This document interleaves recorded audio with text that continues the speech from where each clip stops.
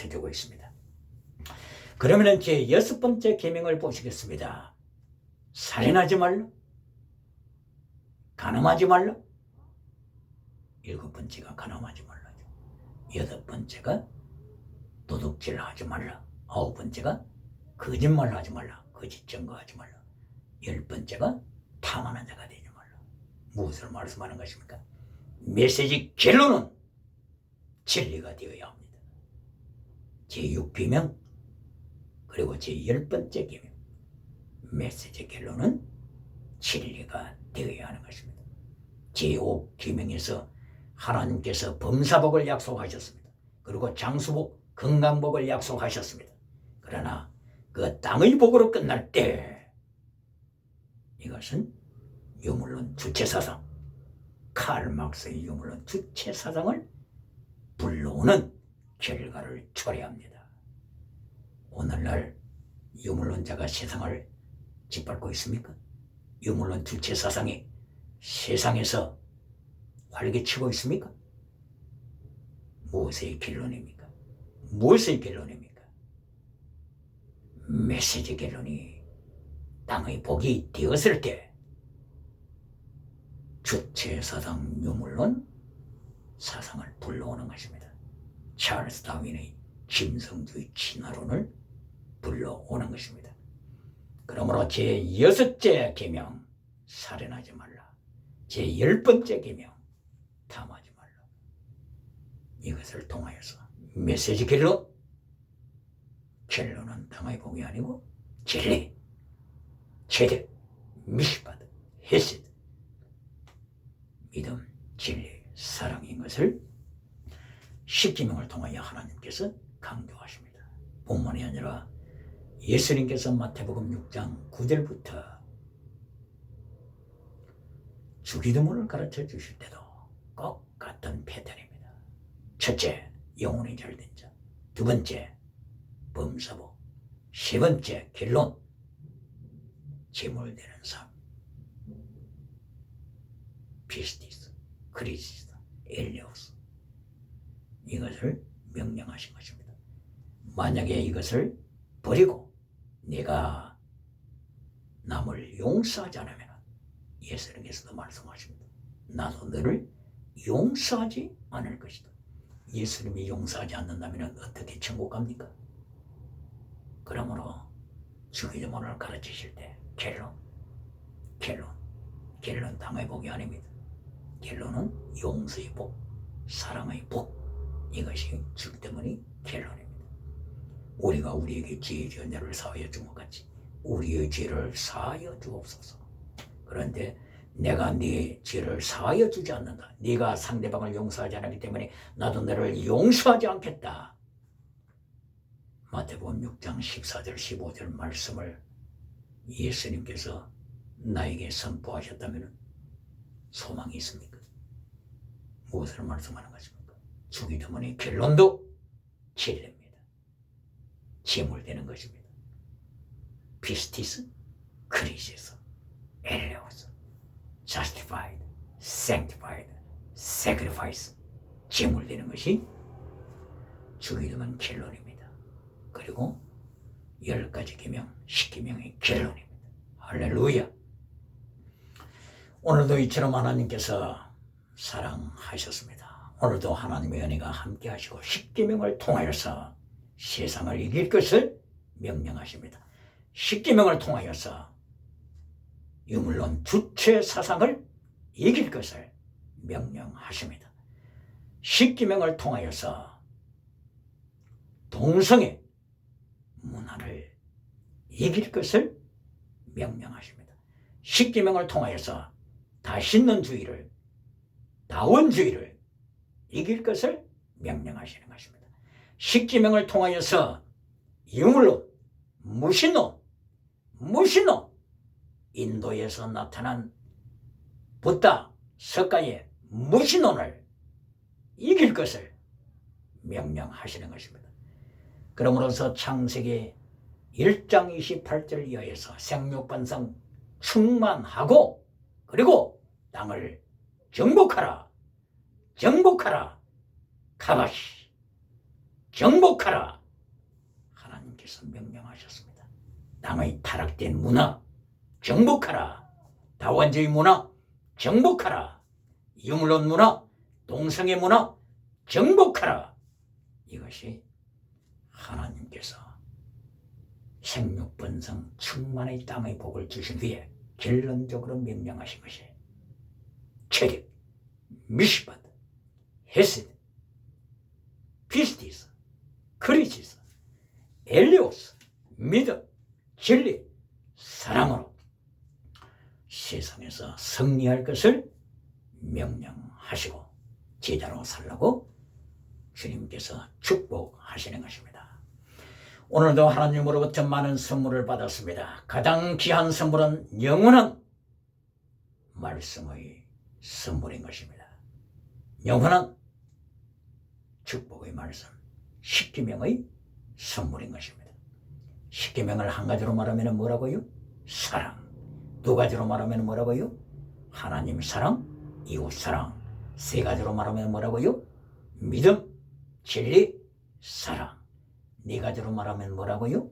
믿음, 진리, 사랑, 순교. 이렇게 십계명을 여러 가지로 표현할 수가 있습니다. 그리하여 바울 사도는 로마서 13장 8절을 통하여 사랑하는 자, 그 사람은 율법을 완성시킨 자라고 말씀했습니다.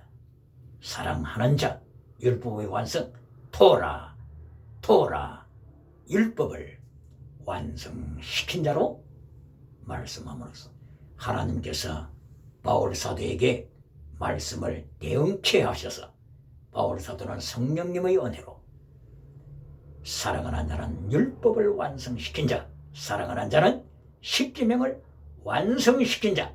이리하여 예수님께서는 마태복음 5장 21절부터 48절까지 십계명 설교를 하신 후에 너는 완전한 자가 되라. 그 완전한 텔로요스, 투비 텔로요스. 완전한 자는 원수를 사랑하는 사랑의 열매라고 말씀하신 것입니다. 마태복음 5장 40절 이하에 나타나는 사랑, 완전한 사랑, 원수까지도 사랑하는, 네 원수를 사랑하라. 원수까지 사랑하는 그 사랑, 바로 그것은 성령의 열매입니다. 성령의 열매는 사람의 힘으로 된 것이 아닙니다. 예수 그리스도의 보혈의 연총, 성령님의 연총, 하나님의 절대 주권의 연총으로 인하여서 성령의 사랑의 열매를 맺음으로써 율법을 완성시킨다고 말씀하신 것입니다. 그러므로서 사람이 율법 앞에 서게 되면 죽은 자처럼 됩니다. 바울 사도도 그랬습니다. 바울 사도 7장 24절, 로마서 7장 24절에서 율법 앞에 섰을 때 바울 사도는 자기는 사망 아래 있다고 고백을 했습니다. 이 사망의 몸에서 누가 나를 건져낼까? 율법 앞에 서면 누구나 절망합니다. 자기 죄 때문에 절망하는 것입니다. 그런데 바울 사도는 로마서 8장에 들어가서 승리의 계가를 부릅니다. 8장 1절 이하에서 예수 그리스도 안에 있는 자는 결코 정죄함이 없나니. 누구 안에 있는 자요? 예수님 안에 있어야 합니다. 예수님 밖에 있어서는 안 됩니다. 마태복음 7장 21절 이하에 나타나는 기적을 행하던 선지자들은 예수님 밖에 있었습니다. 로마서 8장 1절 이하에서 예수 그리스도를 믿는 자, 예수 그리스도 안에 있는 자 결코 정죄함이 없다고 했습니다. 왜 그렇습니까? 예수 그리스도 안에 있는 생명의 성령의 법이 죄와 사망의 법에서 너를 해방하였음이라고 선포했습니다. 예수 그리스도 안에 있는 예수 그리스도의 보혈의 은총이죠. 성령의 생명의 법이 성령님의 은총이죠. 예수 그리스도의 보혈의 은총, 그리고 성령님의 열매 맺게 하시는 성령님의 열매 맺게 하시는 은총이 어디에서 해방시키다고 했습니까? 죄와 사망의 법입니다. 죄와 사망의 법이 무엇을 가리킵니까? 죄와 사망의 법이 곧 율법을 가리키는 것입니다. 죄의 법, 사망의 법, 이것이 율법을 가리키는 것입니다. 왜 죄의 법이라고 했습니까? 왜 사망케 하는 법이라고 했습니까? 바로 그것을 고린도후서 3장 6절 이하에서 하나님께서 바울 사도의 입을 열어서 선포케 했습니다. 율법은 정죄의 법입니다. 정죄. 율법 앞에 서면, 십계명 앞에 서면 죄가 드러납니다. 정죄의 법, 그리고 죽이는 법, 죽이는 법이라고 했습니다. 사망케 하는 법, 죄의 삭선, 사망이라. 사망케 하는 법. 그러므로 율법은 사람의 죄를 드러내는 죄의 법, 그리고 죽음을 선포케 하는 죽이는 법, 이것이 고린도후서 3장 6절 이하에서 말씀하고 있죠. 그리고 로마서 7장 24절, 오라 나는 공고한 사람이라다. 이 사망의 몸에서, 이 사망의 몸, 바울을 죽이게 하는 율법, 거룩한 율법,